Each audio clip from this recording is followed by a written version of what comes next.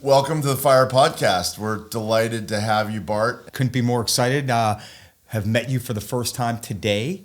The energy, the authenticity, it's awesome. Like, it's clear as to why you're as successful as you are. So just want to say we're grateful to have this opportunity to dig deeper and learn more from one another. Awesome. Look forward to it. I am humbled by your guys' presence. Very awesome. Yep. And that humility, awesome. I have to say, because Very I'm passionate about humility, and that comes through so clearly for someone who's so successful but remains humble. That to me is greatness. I love learning new stuff from people who've been there, done that, and you guys obviously have. So incredible.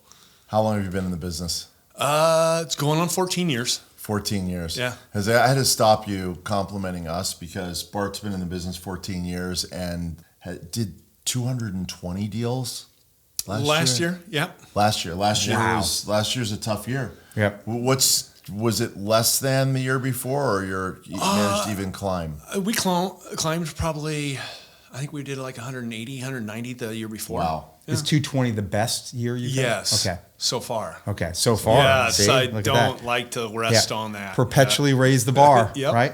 Definitely. Love it. That's why we had to stop Bart from complimenting us, because 220 deals is phenomenal. And your team is how big? Yeah, you definitely don't do it by yourself. I mean, you surround yourself with the right people, and that is the way to go. I'm very little without the people around me. So, How many thank on the goodness team? for them. Yep. How many on your team? There's 13 right now, and my transaction coordinator is the best around. Incredible. Yeah, Phenomenal. Makes life. Yeah, I couldn't do it without her. Seriously. Phenomenal piece to have Yeah. have in place. And we have a little bit of a cheat sheet, having had conversation with you, had lunch with you. So I know some of these stats off the top of my head. And in your 220 deals, about 60% of them were listings. Is that right? Yes. Yep. Okay. So For about the team. 60% listings for the team, 40% buyers. But what I thought was really interesting was you take what percentage of the listings? Probably 80, 90, I would probably say. It comes through me. I like it. It's just fun. Yeah. Yep. That's a lot of listing appointments. And I'll also tell you this, which was very interesting. The geographical reach is literally, 90%, is that fair to say, is within a 5-mile radius? That's fair. Yes. Okay. Wow. Yep. I'm lazy when it comes to driving. Yeah. Yes. Well, that's good, because a lot of driving, especially in congested places like LA, would take you off your game. That would be. Yeah. Yeah. That'd be a whole different game down here. Tell us a little bit about the evolution. How did you Yeah. get into real estate? I was a pharmacist for 20 years before Wow. I did this. So I just wasn't the right fit. It's like putting yourself in a box of 10 foot by 10 foot all day, and people asking, hey, where's the toilet paper at? It was hard. But then I went off on my own, built my own business. Luckily enough, we did successful. I had a partner that wanted to keep on doing it. I went, hey, I think I'm done. I cashed out of that and started, a different career. I didn't know what it was going to be, but after about 3 months of sitting around, You did. So you didn't do the, hey, I own a compounding pharmacy company, and let me put my toe in the water in real estate. You didn't do that? No. When I Like, jump I'm into out. something, Wow. I dove into it, and I did. That was 110% for a while. I had no clue, what was going on. I know I liked houses. I liked looking, at them. And I like helping people. So And obviously an entrepreneurial mindset and spirit for sure, because even in the pharmacy business, you created your own business. Yeah, no, that was exciting. Yep. I do like starting stuff and building it up. That is very neat to watch it happen. And tell us how much money you made in year one. I didn't tell you this. Yeah. You want to take a guess? Of course. I wouldn't do it on money, but I'll tell you that it wouldn't surprise me if Bart did 20 deals in his first year. It would surprise me a lot. I think I did 8 and I lost $60,000. Wow. Yeah, the first year. That's interesting. And just all the different people we interview and learn from Wow. it. I think there's so many great lessons. You did in 8 all deals and you lost 60 grand. How do you do? Explain to me how you. No. How do you lose 60,000? Yeah. How do you I lose know that. 60,000? Yeah. And he knew it instantly. Well, so because I just know, the whole process of building up the business, a lot of it is marketing. So I went all in on marketing the first year, and I know this stuff works. I've seen it.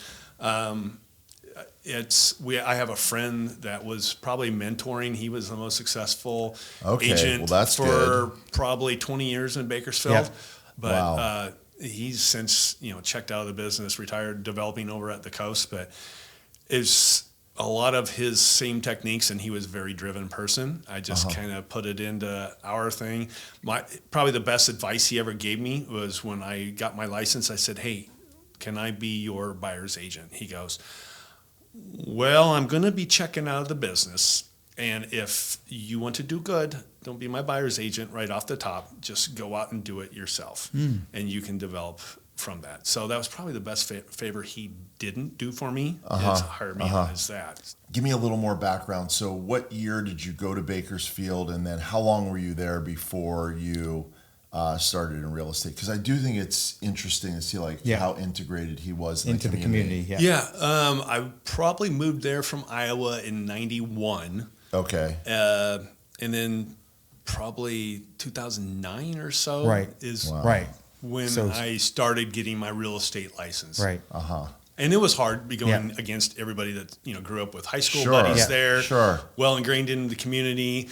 And the only thing I kind of had was the medical community, which, I see. a lot of doctors, nurses and stuff, because I was used to working with them when I was in the retail pharmacy What about business. a kid in school? Yeah, I went to a lot, soccer games and all that stuff. I don't know if that really went a whole lot, but started doing a bunch with different charities and teaming up with them. Okay. I used to start donating a certain amount of percentage of my commissions back to the client's charity of choice, which was, it was fun, neat doing it. And then they started all doing the same charity. And I was like, To Josh's point, though, if you had come to me for advice, you'd come to Josh for advice, we definitely would not have said, see, if you sold 8 houses, it means you had some income. So Sure. if you lost 60 grand, I mean, you Spent must a lot have of money. you must have spent like 120 grand on marketing.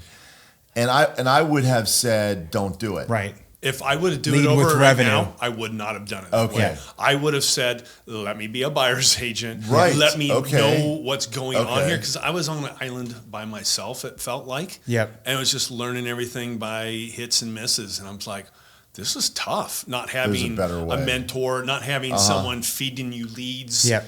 That makes things a whole lot easier. So Yep. no, I would not have do that again. I wouldn't recommend that to anybody. Yeah. And I think it's interesting because you came from a background as a business owner, as an entrepreneur, and you applied some of those, those practices that had served you well in your other business that, at least in the initial thing, did not necessarily serve you well in real estate, right? True. Yes. So, I come back to, like, when you have the relationships, then you pour fire on it with the marketing, right? The prospecting based and marketing enhanced, which is what you're doing now and why you're flourishing and doing things at such a high level. But when you just put the marketing out there and think that can, substitute for the relationship piece, it doesn't. You're not going to buy yourself into the market. Right. No, you No. won't. That's a great way to put it. It's a people business. Yep. I mean, number one, you do right by someone else, they're going to tell, plenty of people. You do wrong, they're Yep. going to tell even more Yep. people. So that's one thing. It's reputation was everything for me, and just making sure you do right by the customer, the clients, making them happy. That's my, that's why I do what I do. I like that. When did you start, when did the table start to turn in terms of profitability? That's a good question. Probably 3 years into it. Wow. Okay. I mean, again, we started in 2009. Right after after. Tough. And Tough time. Bakersfield was a whole different market probably than the rest of the country, too. We were a third REO, a third short sale, Wow. a third regular sale. Yeah. Try getting a listing in that market when you're not in there for 20 years, ingrained in the real estate business. They were going, who? Bart, who? We don't know you. It was So listings weren't even, So on you my weren't doing mind. any. You weren't no. doing any bank stuff because they wouldn't talk to you. No, Right. I was chasing every buyer around that I could possibly to help them and get in there. I wanted to go see homes. I said, Yeah. I love that. And then again, I started just going, I'm going to focus on the luxury market. Luxury market only, So yeah, it took me, I probably had chances to get listings, lower. And I was like, that's just not going to do it. I wanted to go in there. So I waited for my 6 months for my first listing, I think. And, it was a luxury listing. And then I sat that open house. I don't know. I had so many open houses. And then I got another listing like half mile down the road. I'd sit that open house, and the same people came to the same, they get to know you. And it's just, you get to be friends with them. And then, I get people. How did you get that first listing? It was a for sale by owner. Yeah. Wow. I was door knocking. I was doing anything I could go out to meet people. So you had the big spend on the flyers. Yeah. But you were also door knocking. What other things were you doing, and how much time were you spending in your first year? Boy, I was door knocking probably 80 doors a day. That was actually my first client. Bakersfield has a tendency to be a little warm in the summertime, so I was door knocking. I remember my first client, door knocked them, and then she called me up that same night and goes, "My husband and I want to hire you." When I turned around, my back was just sweat drenched. I really was going to say. And they I probably felt bad for him. I'm a sweaty Betty anyway. Yeah. So, but when she goes, we know if you were out doing that, you will work hard for us. Yep. I want you are right. I will. So that's my first client, and I'm still good friends with him. To the day. Awesome. I love it. So you're knocking 80 doors a day. Were you cold calling? What else were you doing? I wasn't really cold calling a lot. I didn't have a list to do it. Back then we didn't have a big database either. It was open the phone book, and that's how we were doing it. Mm-hmm. So it was mostly door knocking. Yeah, and I would sit. If there was floor time or something, I would sit there. I'd do anything just to Get in front of people. Were you doing any networking? So were you out? Was that part of your thing? I was always kind of a social networking type of thing, but it was more. I did make my sphere of influence list, which was the huge thing. I just pelted them with information. Hey, I would call them up and say, "Hey, I'm a real estate now." Did you have a database management system, a CRM sort of system at that point? Okay. Anything like we do today. Okay. So just a spreadsheet that would. Pretty much. Okay. Either that or a spiral notebook. Okay. Which is embarrassing to say now because your database is your business. I have a friend that does a massive amount of sales in Santa Monica, and he is a hardcore lead gen guy. He's been in the business for 40 years. He's got a lot of, he could do nothing and get the business, and he's still doing 2.5 hours of lead gen a day, and he actually uses a shoebox. So he's got like it's a box, and he's got cards on it, and he just goes straight through, and he puts a marker in where he left off. He's just got the clock 2.5 hours, and he's like, hey, there's a new ordinance about the hedge height or whatever. So he'll just that's his reason for calling. He's like, hey, I just want to let you know, I know your hedges are, and he called me. He knows that I'm in the business. He's like, hey, Paul, just want to let you know, I saw your hedges, whatever, and there's this new ordinance. You'll be able to be grandfathered in, but don't trim it now, kind of thing. So it doesn't matter. What matters is doing it, right? Yeah, correct. And digress a little bit. So, to get into that market, again, Bakersfield's luxury market isn't like it is down here, but it's how do I know what a luxury home was? I went. At the time when I started, I've been in some nice homes, but I wouldn't be able to tell you what they were. So it was every Friday noon, I would take off. I'd start making all these appointments to go visit, vacant homes or homes I had a potential buyer for because I wanted to know what luxury homes look like. Sure. I would look at the listings. I was like, oh, okay, that's what a coffer ceiling is. All this stuff, I would go in there because that's one thing. I always tell my agents also, know your stuff. If you want to market. if you want to be a luxury agent, know what luxury is. If you want to be, senior housing agent, know that senior housing has to, Yeah. all that stuff. Yeah. Be the best. Be at the it. expert. Whatever. I mean, it doesn't have to be high end, low Yeah. end, whatever. Pick a Just be the niche. best at it. Yeah. How long does it take to knock 80 doors? Well, it depends. If it's 110, I cut it a little bit short, but I would say probably good 3 hours or something like that. Okay. That's It was great significant amount of exercise. time. 25 doors an hour. It was funny. I was with Keller Williams, and we were having contests. Oh. Who could knock the most doors? And Yeah. if it's a contest, Yeah. give me a contest. Isn't that I want to interesting? win. If Josh, if neither of us, the three of us would not give the new agent advice to spend that kind of money on marketing. No. If we knew that they were going to door knock 3 hours a day in a certain geographic farm, and I really knew they were going to do that for real, I might change my advice. I may too. Yeah, true. The problem Because is, you just send like a postcard, forget it. It's not Right. going to do anything. Yeah, but if they see you regularly, that's a different ballgame, right? It is. It's like marketing, I always say, amplifies the Your reality, right? I know.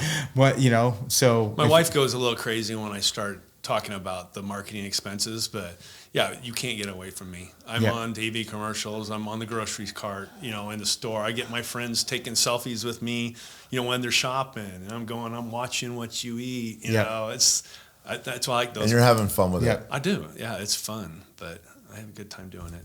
And the marketing, the social marketing, is it mostly about houses, or is just about having fun? I try to put a little bit in because nobody really wants to see house. That's They right. want to see your human agree with being that. instead of a real estate robot. Yeah. Because they do. You do want them to, want some sense of your social or your personal life. Not too much, but it is because they don't want to work with robots. Yeah, that's right. It's a for people sure. business. And I got to tell you that one transferable thing is if you door knock 3 hours a day, 5 days a week, Probably maybe 4. 4. If you door knock 3 hours a day, 4 days a week, you're going to learn the neighborhoods. You're going to people will start recognizing. Talking about it's great Mind to be. share. It's great. It's Yeah. great to be on the. There's a guy that I refer to quite a bit. Is a friend of mine who started. Came in the area new, so he had no sphere. No local sphere, and he decided because he was from out of town. I'm gonna be the Bel Air expert, and Bel Air's mostly behind gates, and he Right. door knocked 2 hours a day. Religiously, Really? 5 days a week, and I'm like, how do you door knock with the gates? He's like, yeah, it's not easy, and he didn't get much from it, but continued to do it, and then eventually it became the thing where it was he would almost get more of the honk and waves. Yeah, right. So it's like, hey, there's Bart, And there was- Bart's in the neighborhood. It's like, yeah, you're out there. Yeah. And that created opportunity in and of itself. Absolutely. Yep. True. Yep. And are you still door knocking regularly? No. Okay. Now I think it's just overwhelming with someone, people, big, tall, bald guys coming to the door. I get a little intimidated. They look in the everybody's got a ring. I ain't answering the phone with him Right. anymore. So it's Is just, that because you're saying, obviously your business is very different. The opportunity cost of your time is also very different. But is that all you're saying? Just times have changed? Is that? I think maybe a little bit. People are a little bit more guarded, answering doors than they were. Okay. Then with okay. home invasions 10 years ago. and Okay. stuff like that. Yeah. And you just hear about it more. But Okay. What's the script you would use door knocking? So I would play games with myself. I mean, every house I would go up to, I'd have my little spiral, whatever it is, a 3x5 thing in the back thing in my pocket, and I would make a comment about every house I'd go up to. So, Wow. look at that little. They had a fish, doorbell thing. So I'd mark it down. The address. You had a fish doorbell. Or they had an awesome tulip patch in their front yard, and then I'd follow up, send them a thank you. So that was all with the idea that I'm going to follow up with them and Yeah. get something specific about. Yep. Exactly. I'd pick Wow. something out of each home I would That's go to, and it's like, they have pink home, something like that. Right. I'd write the note down, person's name I spoke to, Yeah. and then send them a personalized handwritten little note. That's if they answered. Yeah. Or would you make a note no matter I'd what? make a note anyway. Okay, And so send if they didn't answer, I missed you, so sorry. you would still drop them a note. I probably, yeah. I would. So you were doing 80 notes a day. Well, yeah, I would probably wait on those on weekends, but yeah, it was a lot of work. But I had lots of time too. But that's when you only sell ama- 8 homes a year, you got Yeah. lots of time. Did So you were con- did you I just mail wanna them re- or deliver them? No, that was part of the loss of Oh, $60,000 right. Okay. of mailing. Okay. Yeah. Okay. That's cool though. But I have But to it was say, fun. can I ask you a question? How much do you think over time came back to you? I know that's hard to quantify because yes, you lost that money, but I guarantee there was several seeds that were planted during that time that There's no question. Yeah, tenfold. It's I can't even imagine because even hitting the mailers that I was doing over 14 years, I'd go probably 15,000 pieces every month. I mean, you add that up, that's a lot. But I get so many people. I go out to a listing appointment. Hey, we kept your postcards. They've got 12, 15 of them for the last 2. I was like, that's weird. I mean, that's neat, because I do put comps on them because I want people. I usually try not to sell people. I try to Right. give them Information. information. Yep. So they can go, oh, this guy's being helpful, which Yep. that's what I want. Yep. People, educated people on their house, that's what they want. They like that. And I said, that's what I want to help them with. And then again, they go, oh, you are familiar with our neighborhood. Because when I do the comps, I do 30 different neighborhoods I go out to. So each neighborhood has their own set of comps. Then I send that, here's 2,000 to this neighborhood, here's 500 to this neighborhood. So it does get a little tedious having to do comps for 30 of them. Yep. But yeah, I mean, if I said, oh, I'm a specialist in your neighborhood and I do the same comps throughout the city, I mean, That's not gonna sit well. Yeah. specialized. I mean, Yeah. yeah, and it does help me also know the neighborhood better because I'm familiar. Oh, okay, yeah, I remember that house sold. But could you imagine if you have a house in Bakersfield and you want to list it? And one thing that clients don't know is that pricing strategy, in my opinion, you're the expert, but pricing strategy is so important. Do you agree with that? Absolutely, 100%. Okay, so I already believe that going in, I guess maybe educated consumer, but who am I going to pick other than Bart who's going to actually know? I could imagine that Bart's going to look at a house in whatever neighborhood, in whatever condition, and he's going to say, okay, here's what we can put it on the market for right now to get X amount of attention, and then we're going to, this, that, and the other thing is going to happen. Or we could put 20 grand in and do this, that, and the other thing, and here's how much more you're going to get. Who are you going to trust in Bakersfield to do that for you? Yeah, I can't imagine. Well, it does help me also. Yeah. Like you said, Yeah. it's a win-win for everything, and that's another huge thing is win-win. Nobody wants to be taken advantage of. Yeah. Yeah, I wouldn't want to do that, and it's just good for them, good for me. You know the market so well. What do you do with a listing where the person wants to price it even just a bit too high? First thing I lay out the comps to them. I went, what would you pay for this house? If you were a buyer, how would you? Well, I would pay what I want. Different. I was like, okay, but I know you love this house. This is where your kids grow up. You've got little hash marks of their, how tall they were and stuff. But the buyer, they're going to look at this house sold for this. This is what it had. This house sold for this. Why am I going to pay $20,000 more for this house when it's the exact same thing as this? I always go, hey, buyers are very astute these days. They can go online. They know what everything's sold for. They go look at pictures. It's not like the good old days when you had to go file through the MLS on paper every day and not see pictures. So I'm going to, you can do that, but usually you're going to end up chasing down the market. And so again, when they come price it back and right. say to you, well, my house has this and that, because that inevitably happens almost every time. How do you address that? Yeah, so did this house did, or so did this house didn't. Yeah. I went, we can push it a little bit right now. But keep in mind, if you miss that first couple of weeks, you're probably going to end up, ending up worse than what we started at the right price. Price it right, it's going to sell. And it's going to say, oh, I got 2 offers the first week. Let's wait another 2 weeks to see if we got 2 in 2 days. I went, oh, no. These are the people who have been waiting for that house. I said, they're the eager ones. They're the ones that are going to pay the most money because they're the ones that have been waiting for it. That's right. So, don't shoot yourself in the foot. Yep. So, and again, I've had people too, and I'm like, okay, well, it's worth a stretch. Let's try it out for a week. let's see what kind of reactions we get from the market. The market's going to tell us. And everybody that goes out there, I'm following up with them the next day, and I'm copy and pasting from the other agent their feedback, good, bad, or ugly. They're going to get it. So I don't filter them. So if they say your house is bad, you're going to hear it.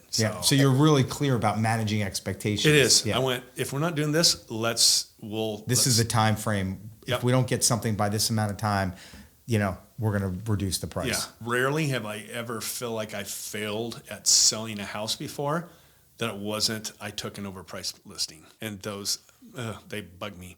And I can sell 100, I can sell 99 homes, but the one I didn't, that's the one that bugs me. That's good.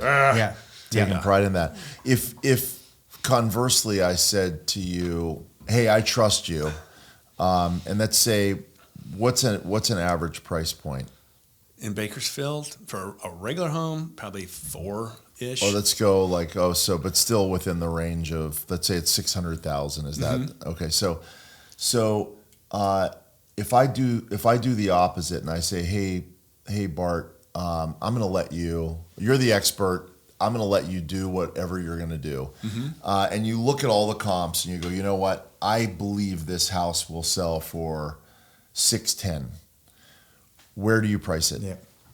610. Do you? Yeah. I mean, I price it. Do you think you get any bump by that? You look at the house, you're like, you know what? This is really a 610 house. And I'll put it at $599. I guess I better restate that because it depends on what price point it is also. So if it's on a lower price point, you could do that and get a bidding war. That's fun.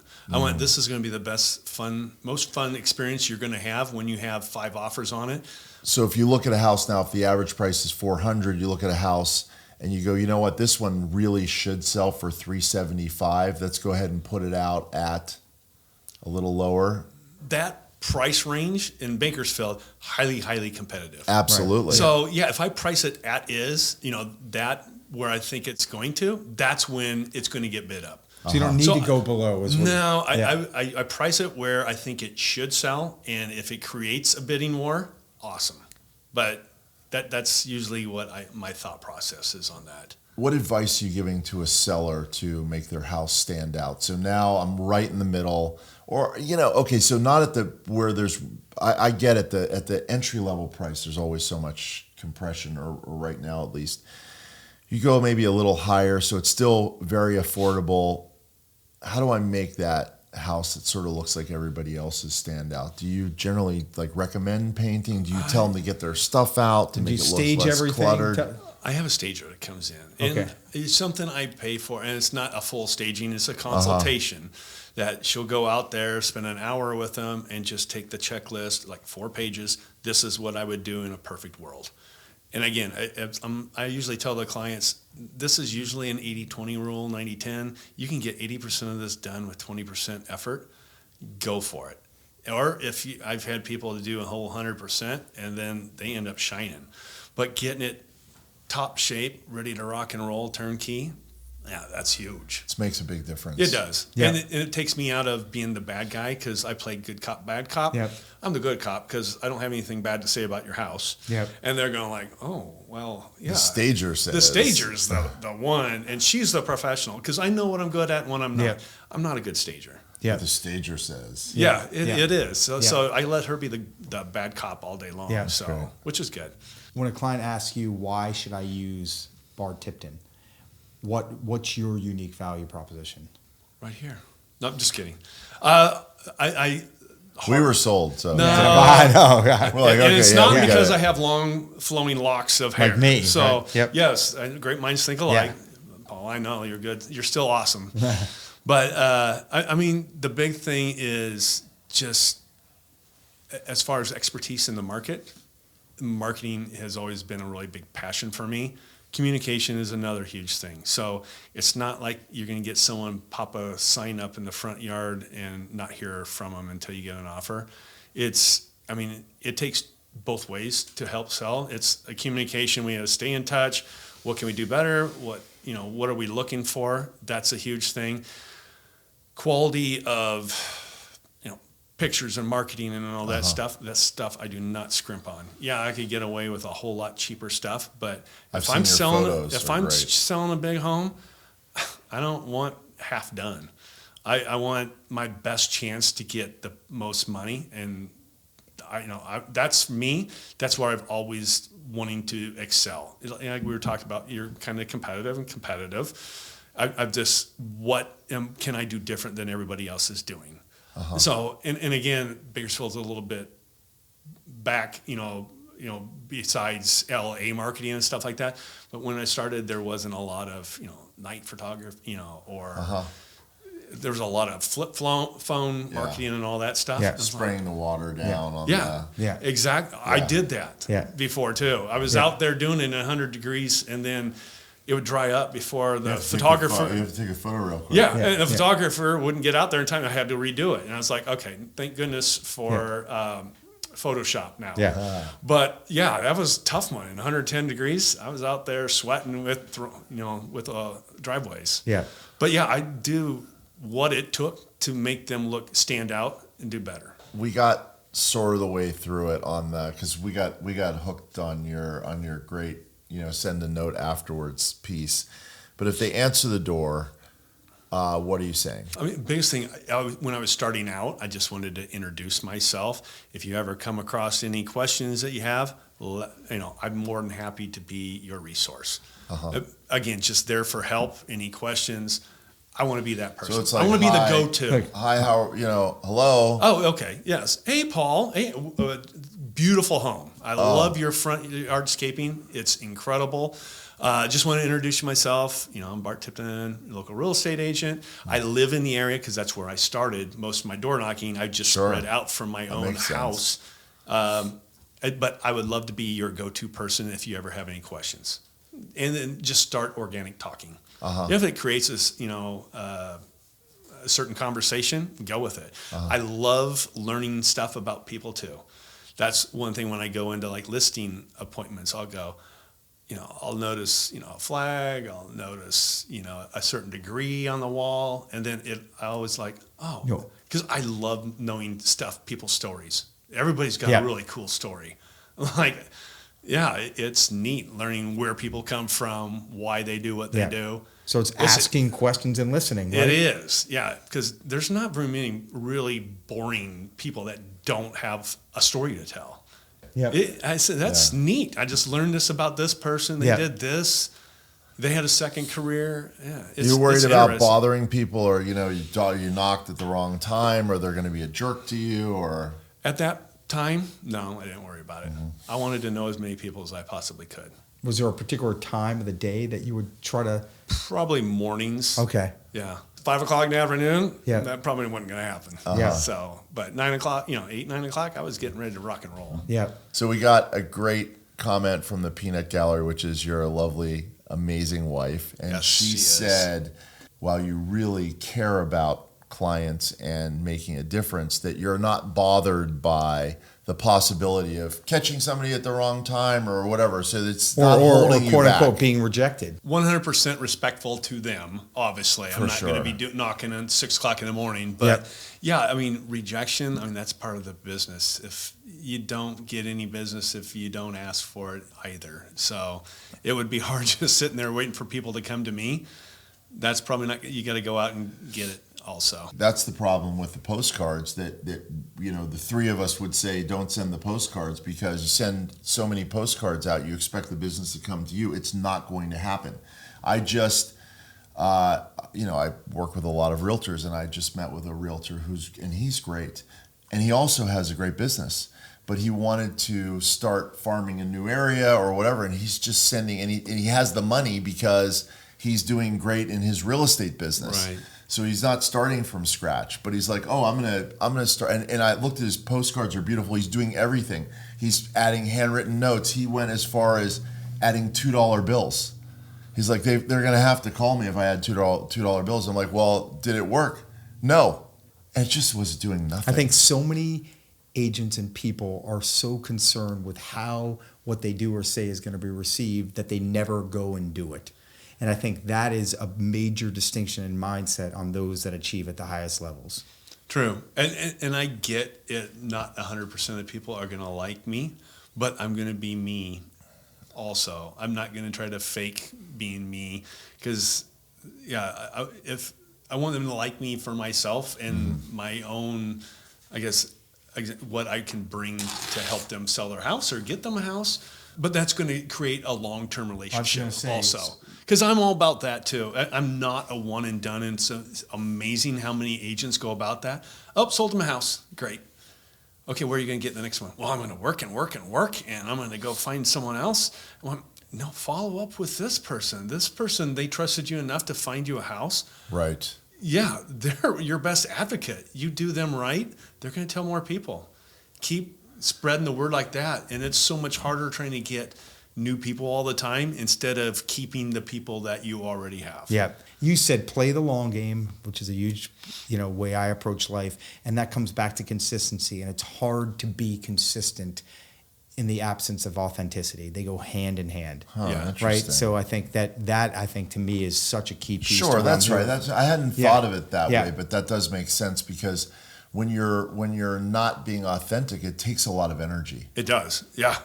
And again, if I'm out in public and they see me in public and went, who's that guy? Because he was a lot different when he was at our listing appointment. That's not going to engender too much trust. No, it doesn't. So trust, consistency, authenticity all go hand in hand. Yeah, I agree 100%. One of the things that we continue to do is take real estate as a real business and breaking it down as a business. One of the things that I've noticed in the people that I've studied is that they're getting less referral business than they used to get. So even people who do quite well with repeat clients because they did a great job and they're staying in touch, they're really hitting their database. They're getting sort of 50% of the referral business that they used to get. Are you experiencing that? No. My referral business is gone. Again, when you started, I haven't been in it for 20 years, but no, my referral business is going through the roof. I love it. I'm like, wow, it's so much easier doing it this way. But it's tailwind. Yeah, I don't keep that. All the seeds that get planted early on that don't harvest till later on, and that is such a lesson for so many people. Yeah, the amount of texts and emails and phone calls I make on Thanksgivings and Christmases and Valentine's and 4th of July, Memorial, Labor Day. And again, I like to know what people do. I mean, it's not like a nosy neighbor. You're curious, but it's neat. People want what's to going be on recognized. with your kids, your dogs, and it's interesting just keeping in touch with people. Yeah, to your point, people want to know that you care, and you're asking them questions. It's a sign that you're curious, you want to know, and you care. Yeah, it's neat. I get it why your referral business is so strong. Are you doing something to ask for a referral? Are you being purposeful about it? That's where I do fall down. Yeah, but you got great results. So right. So maybe it's what are you doing? Yeah, I don't. Which I probably should. Hey, do you know anybody that's doing it? You're not doing that. Unfortunately, not. And a lot of people actually reward, like literally financially reward, the referral piece in some way. They give a gift. They give. That's definitely Okay. Oh, do you do that? Do you send if you get a referral? Do you send something? Absolutely. Okay, there you go. The amount of Omaha steaks that my clients get. Wow. Okay. They're eating high on the hog. So there is that's part of being purposeful about the referral. Or invite them to events that I just keep in touch. I like that. Right. So per that, events, is there a regular sort of system you have around events? How often? Who gets invited? We did try something new this summer, which was really cool. So we rented out, there's several parks, around Bakersfield. We rented out the same park every other Thursday for the whole summer. Wow. And then I hired it's called Movies in the Park guy. Oh, wow. He came out and put, it was like a 50-foot screen up there, and they show kids' movies. And it just so happened to be the closest park to my house. So my neighbors and neighborhoods and all that stuff. But, the first night we did it, it was a disaster. I was like, there's probably 20 people that showed up. And I was like, it happened to be high school graduation night. And I was like, well, is this really going to be worth it this summer? And then the next night it started growing and growing. And then by one of the last ones, there was 1,000 people out there. Wow. And I was like, this is awesome. Because I did it because I wanted to see people happy. And it's just like, it's neat. A family, this is something we can do every other Thursday on the summer. This is the thing we do. How did you Are market you branding it? Yeah. Yeah, exactly. That's a tough one. Social media a lot. Flyers around that specific neighborhood. I had TV spots every once. When I'd be on for something else, I would say, "Oh, by the way, hey, if you want to bring your family out to..." Did you name it? Did you literally brand it? Yeah, Prestige Property. It was movies in the dark. Movies in Prestige Properties. Yeah. Okay. It was Movies in the park. Movies in the park. But yeah, I mean, cool. the guy who put it on was, I mean, as my wife, I was almost embarrassed to go out there ahead of time because it was like, oh, Prestige Property. And he ran all my commercials up on the screen because it was like a movie. It was like nobody could get away from that for 10 minutes of Prestige Properties commercials. I was like, oh, because I just get embarrassed because I didn't really do it for that. But it turned out it was a effective. win-win. Yeah, it was neat. Yeah. It was really cool seeing all these different families get together and enjoy, and they brought popcorn and cotton candy out there. Yeah. And it was neat. It was I have to say a couple things I got to comment on. You said you did it the first time and it wasn't as successful as you were hoping. And I think it's so interesting. First of all, you had the gumption to try it, right? Then it wasn't as successful and most people would just stop.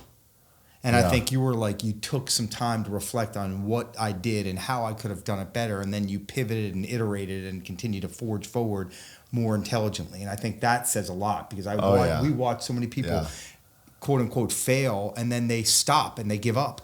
And I think that's important that you look at what happened and you see like, what could I have done better? And this was not a failure. I just need to do it differently and it will become a success. Right. Well, I didn't have much of a choice on that one anyway because I'd already rented out the park. Oh, there you go. I already rented out the guy. I'll tell you this.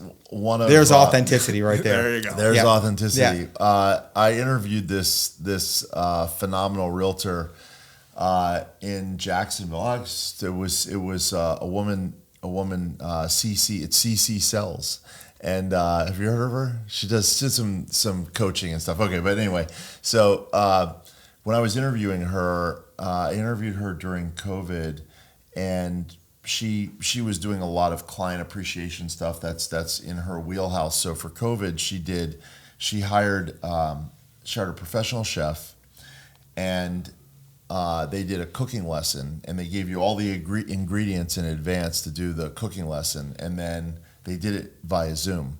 And so you had a shopping list, and you go out, you buy the food, you come back, and you make this great Italian meal with a phenomenal chef. And she's telling me all about it. She goes, it was a phenomenal success. I go, oh wow, so how many did you have on the Zoom? And she goes, 14. And I jaw dropped. And that's success? And I was like, Cece, I got to ask you, 14, I would have thrown in, please explain to me how this is a success. And she's like, okay, so my database is 5,000 people. So I sent out the email, hey, we're, catchy head. She would A/B test headline. She's going to get the catchiest headline. Sends out the headline, and maybe she's getting a 60% open rate or whatever, and it's come join our chef, and then it gives you, then there's all these reminders. Hey, we're gonna have it 2 weeks from now, so now's when you need to go shopping. Here's the shopping list again. Don't forget our thing. Did you remember? There's still time to shop. 1 day before, and then don't forget to get on, and all these sorts of reminders. And then she was calling. She had her team calling. There's all these text messages, all these emails, all these touches around it.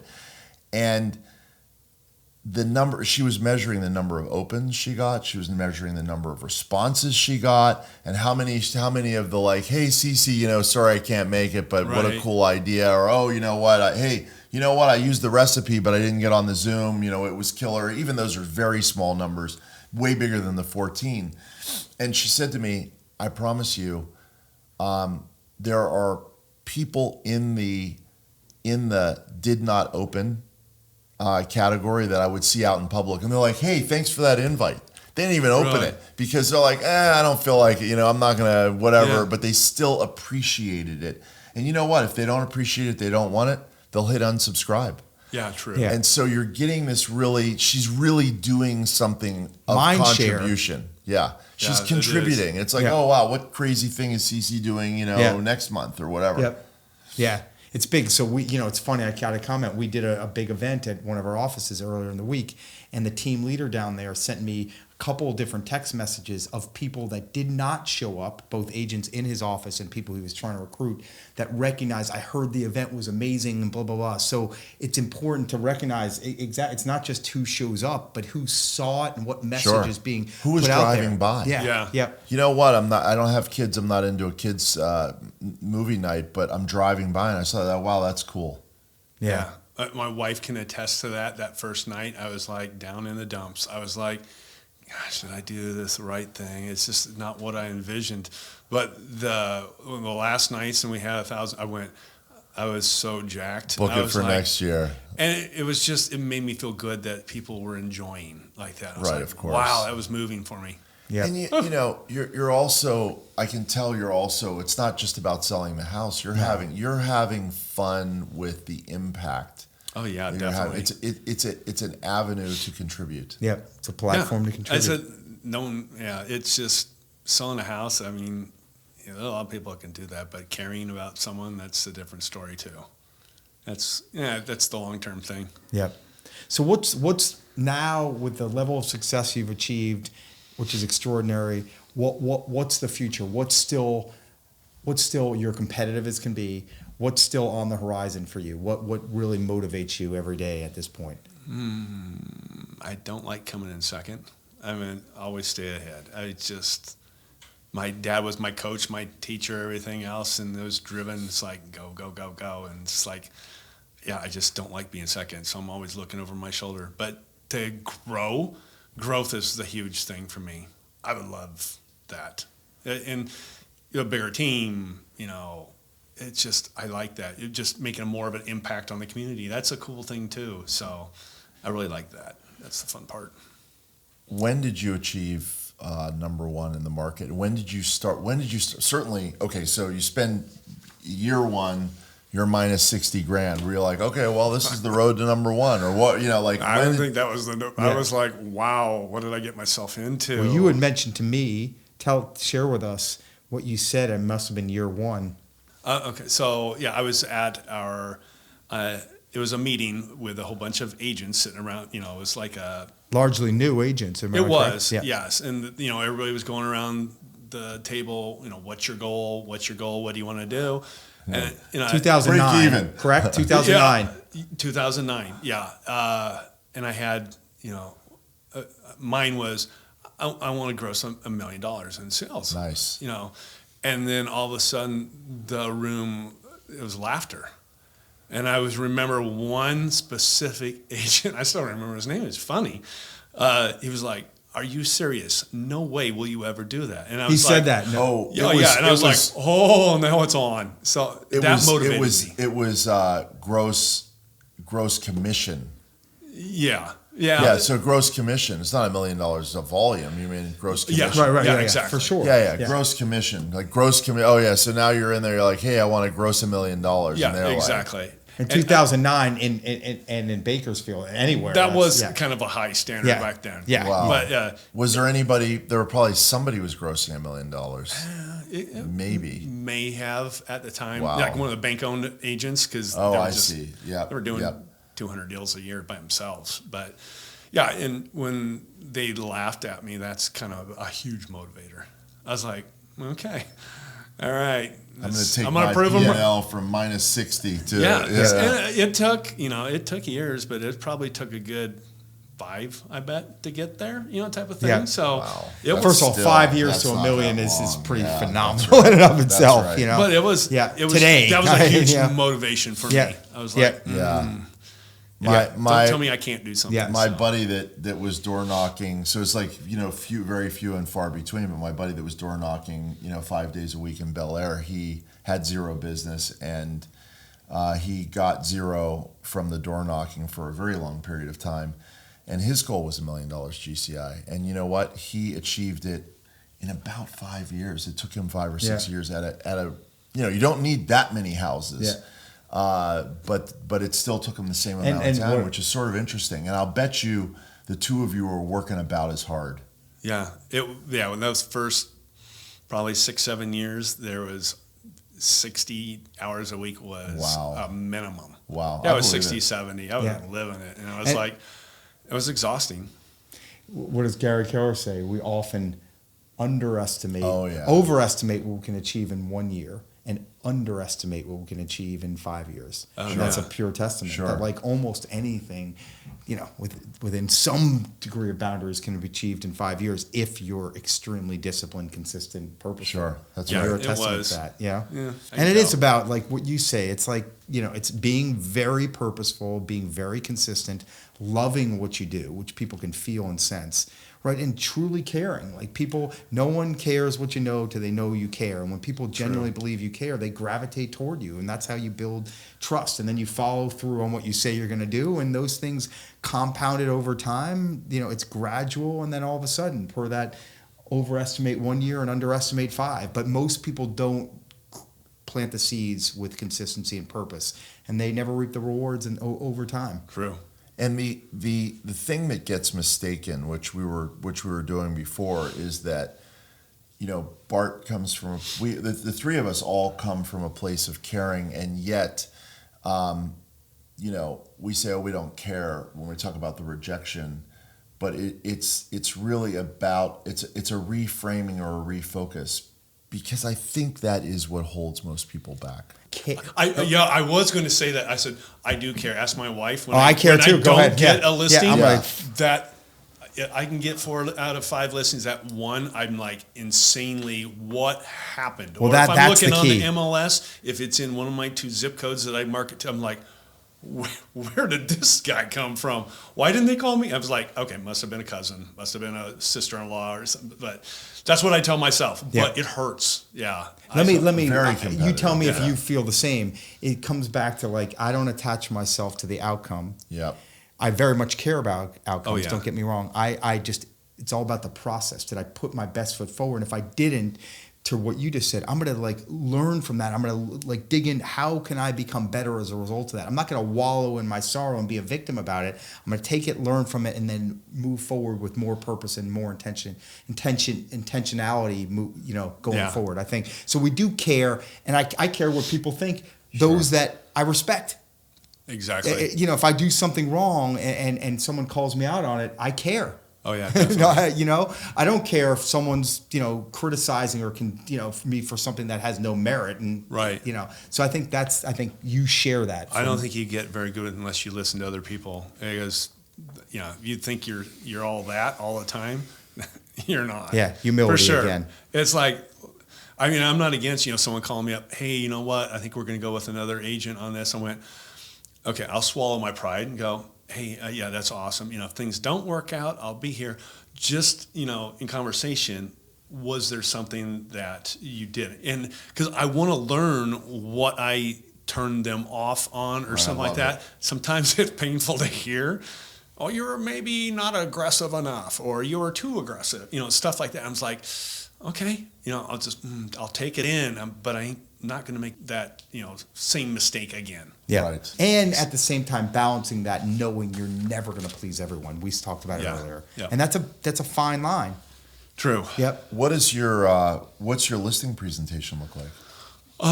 Not as elaborate as it used to. I used to come out there on the computer with a slideshow. It took me 2 hours to, get ready for it, pictures of their house, and I'd change their names on the slides, and now it's pretty much fact basis. I mean, here's the comps. This is our, kind of stuff that we can do. Here's our, our value that we give to you. This is what we do, that other agents don't. And what do you do that other agents don't? Again, some of the photography, the communication skills, probably just our reputation within the community. I think we probably do get a little bit more feedback from other agents as far as wanting to work with us instead of, some agents do have a bad reputation, whether we like it or not. I mean, every profession has bad apples. And if you get, that shadiness label on you, So reputation is huge, which I try to sell that a lot too. It's experience also. Clients don't understand that in the way that we do, because you could have an agent. If you took two agents with the same, let's say two agents have really good market share, and one of them could have a terrible reputation, and the other one has a in terms of reputation, how they're viewed by their peers. right? Yeah. Reputation among other realtors. Yep. Like, how good is it? Like, am I happy? Am I mad? Glad, or somewhere in between, that Josh is the agent on the other side, and that makes a difference to other realtors, and therefore their clients get either a Impacted little by bump it. up or a little bump down, because Yeah. I don't want to work with that person. Josh, I know, is going to shoot straight with me. Listen, you can't control your client 100% of the time, but you can always shoot straight with the other realtors. Be like, you Yeah. know what, my client's my client's has been a little, here and there, and I'm doing the best I can, and okay, great. Absolutely, yeah. Because just our profession is kind of strange, just because we're so hyper competitive when it comes to getting a listing. But once you've got it, you have to work well with everybody else. Sure. It's like, yeah, okay, we got it. Now I play good with everybody. So it's just because you've got to be willing to work with other agents. Cooperatively. Yeah, it is. Yep. If you're trying to always mess someone over, Yep. they're going to remember that, and they're not going to, like you said, they're not going to want to work with you again, or you may take second fiddle to, the other person's listing and stuff like that. But I want to be the person that people like to work with. Very important question that we frequently ask others. Paul really planted the seed in my head. What do you want to be known for? In life or in real estate? Either, both. Probably life. Good father, husband, friend. That's the big thing. God. In real estate, fair, dedicated, knowledgeable. I think you've done quite well. Yeah, I'm a people pleaser. Yep.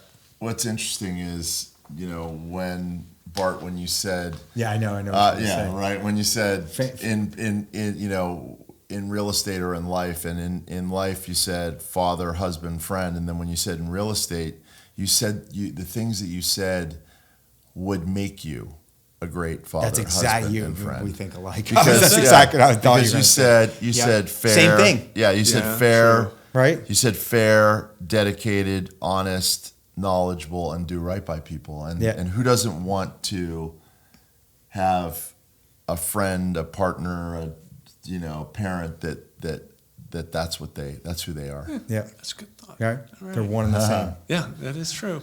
All right, so it's kind of a tough question, Yeah, but yeah. and here's the thing about that question is when you're on a podcast and we ask you a question, you feel like bound to have an answer. It's like, oh wow, because I'm going to ask you the fire round questions, and one of the things that we do in the fire round is any one of these questions you could take for quite the long spin, but I'm going to ask for quick answer, and I won't comment, so that way we get through them. But the what do you want to be known for is a great brand and value proposition question, and so I ask realtors that all the time.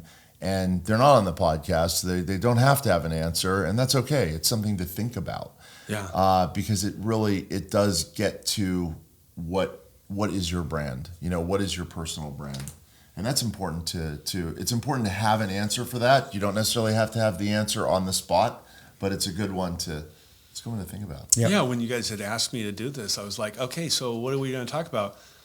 We didn't answer. Josh I said. goes, it's just going to be organic. And I was like, you are going to come up with stuff that's not already in my head? Yeah. I'm like, this is scary. And? But you guys made it it's all about the interviewer. I said they're the ones that set the tone. I'm going to say and it's the easiest a two-way part. street for It's a It sure. is. It's like, Yeah, they're the we ones that make enjoy it it. Yeah. so much nicer. Yeah. Yeah, we really enjoy it, Yeah. and we generally, we haven't had anybody on the podcast that's not somebody we really like and does some extraordinary things. So it's all good. Okay, I'm getting the signal from our amazing producer to get into the fire round. So, fire podcast, fire round. Here we go. Hey. What's your favorite childhood memory?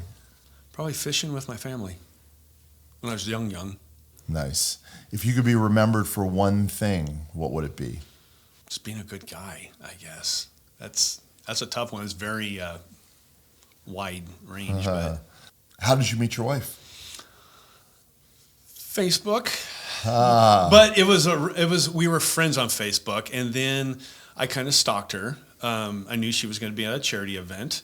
So she was Wonder Woman at a fun run. So Wow. I actually, being out of shape, I signed up for the fun run. And I went out there, and I wasn't going to do a 10K. So I ended up doing, I don't know, it was a 2K. And I was the only one above 3 feet doing it. And I was like, this is all these kids. Wow, But that's I did funny. it, and Yeah. I went up to her because I recognized her. And I was like, oh, hey, I think we're friends on Facebook. So Nice. suckered her, I guess, Right. but she's awesome. Nice. cool. Absolutely. Yep. What's the best compliment you've ever gotten? My wife gives me compliments all day long, though, but every So one of nice. those are appreciated. Very loving person. What's been your least favorite job to date? Probably working for the city when I was in college. Yeah, but no, I could say that was fun because we got to throw dirt clods at each other, me and my friends all day long. No, probably retail pharmacist. Mm-hmm. Yeah, I did not enjoy that. Who would you choose to model and emulate? Of everybody, Everybody. okay, it would be Jesus if I could, but that would be awesome. Someone Living. living, because I'm a big basketball fan, just for basketball purposes, Michael Jordan, but yeah. I wouldn't Nice. call him an ideal role model, but For his talents and Yes. his achievements. yes, and his Yeah. drive. Yeah. If you could go back and give your 18-year-old self one piece of advice, what would it be? Probably be more into think things over before you just jump in stuff, I guess. What was your favorite subject in school? Biology. My dad was the teacher, so I didn't have a lot of choice. What's your favorite food? Pizza, and pizza. What's your favorite productivity hack for realtors? Calling past clients. Yeah, getting referrals that way. What are you saying to your past clients? Basically just keeping in touch. How are their kids, anything new in life. Someone had a back surgery. How's your back feeling? You had a, knee replacement, all that good stuff. I guess that's not good stuff, but keeping in touch with their Right. lives. If you could start a different business tomorrow, what would it be? Maybe a flight school. How's that? My son would be the Yeah, instructor I was because gonna he's say. a corporate pilot. So It's cool. Yep. What motivates you? being number one, I guess. It's not money that doesn't do it. I said, but competitive. What's a talent that you don't have that you'd like to? There's so many. Painting, singing, any of Wow. those. Creative. Any artistic. Okay. Yeah, Nice. I do not have that Yeah, part nor of my do brain. I. No.